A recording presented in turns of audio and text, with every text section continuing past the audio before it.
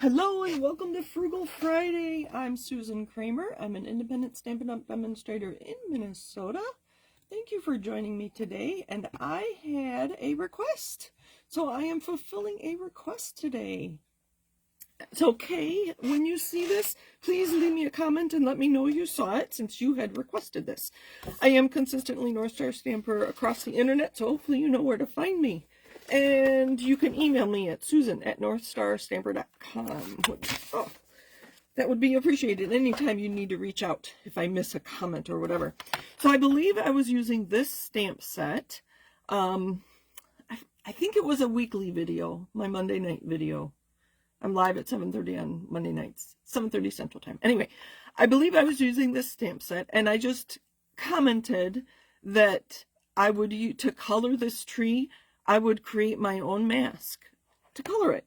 And I think that's what Kay was referring to. Kay, if I was wrong about that, reach out again and maybe you and I can chat and we'll figure out how I misunderstood. Okay, so this is what I did. So I only used this stamp on my card. So I created a mask using the stamp. So I'm going to show you how I did that, or how to use it real quick, and then I'm going to create another one for you. So what I do is I stamp on 2 or 3 Post-it notes, and yes, Post-it is a brand of 3M. Let me grab my inks here. So I used my stamp on some Post-it notes. You know, normally I try to stamp where the adhesive is, the temporary adhesive, and I didn't this time, but it worked out okay. So let me show you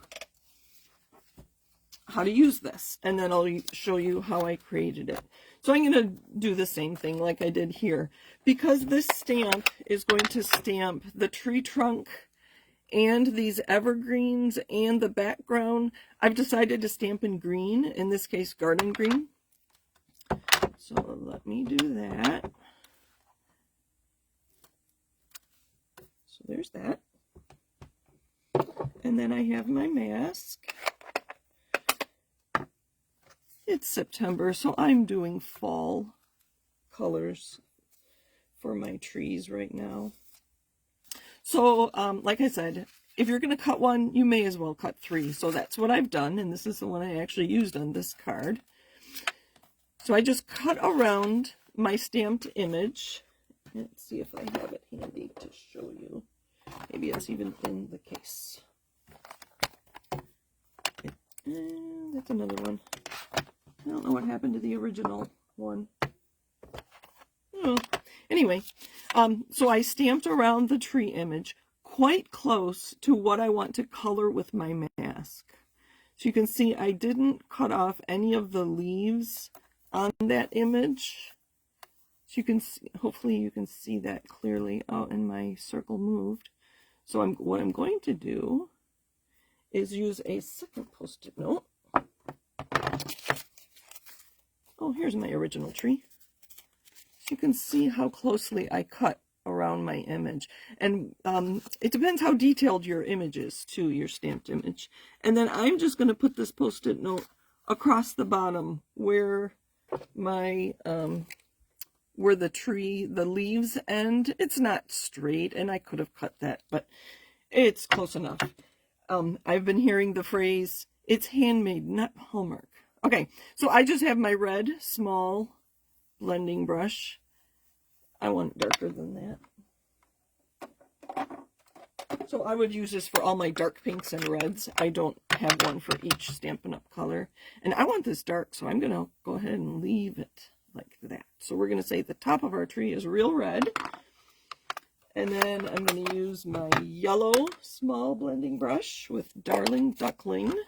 I wasn't sure I was going to like this color, but I am enjoying it for my fall colors. We're going to make this really bright. All right. And this is so fun. The reveal. There is our masked colored image. Obviously, you can do that with any image. So let's do another one. I'm going to try to keep this quick, and I won't cut the whole thing, but you'll get the idea. So I already have a stamp chosen and on a block. This is from the Natural Botanicals, I would love to color this flower in a variety of ways. So I'm going to use basic gray. I like our ink pads, so using basic gray instead of a Memento black is kind of preferred for me. So I use basic gray, or Secret Sea is what I've been using instead of black lately. Okay, so I stamped near the top of my Post-it note stack. And again, if I'm going to make one, cut one, I may as well cut 3. And I'm going to cut quite close. Did I want to start there? That's right. It'll work. I'm going to start quite close. So wherever I cut, obviously, is where I'm going to put ink when I blend it. Or you could use a sponge dauber. You could even use, I don't know, something else. Just get some ink on there. You know what? I am going to do this whole thing. I think I have time. So the lines on this image are quite thick. Sorry, I fast forward if you want, if you don't want to watch me cut.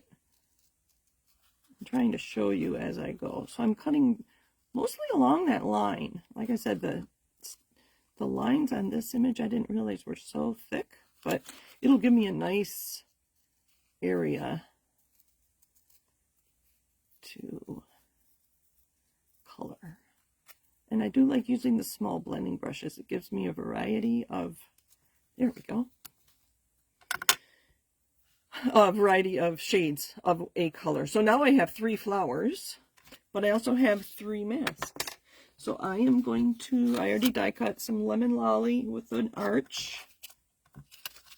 So let's stamp our image. Let's use the garden green again, because it's stem. Let me grab a piece of, I'll just do one so you can see. So there's my image that I want to color with my mask. So I'm just going to take one.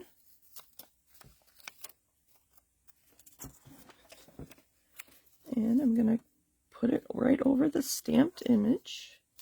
And there's adhesive there. So now what color do we want this? Let's do a darker yellow. So this was, oh, it isn't quite dry. That's right. But if I want to use, okay, let me grab some more Post-its. So a couple things. So the top, if I try to color the middle of my flower, I might get that part. So I'm going to cover it up. I use Post-it notes to mask things quite often. And I don't want to get my petals, but we're going to just make it red. So it's not as dramatic. You know what? Let me do this again. Sorry. Let me put this back down. So coloring it yellow on yellow cardstock was probably not so smart. Let's grab some orange. Oh, not even grab Timid Tiger.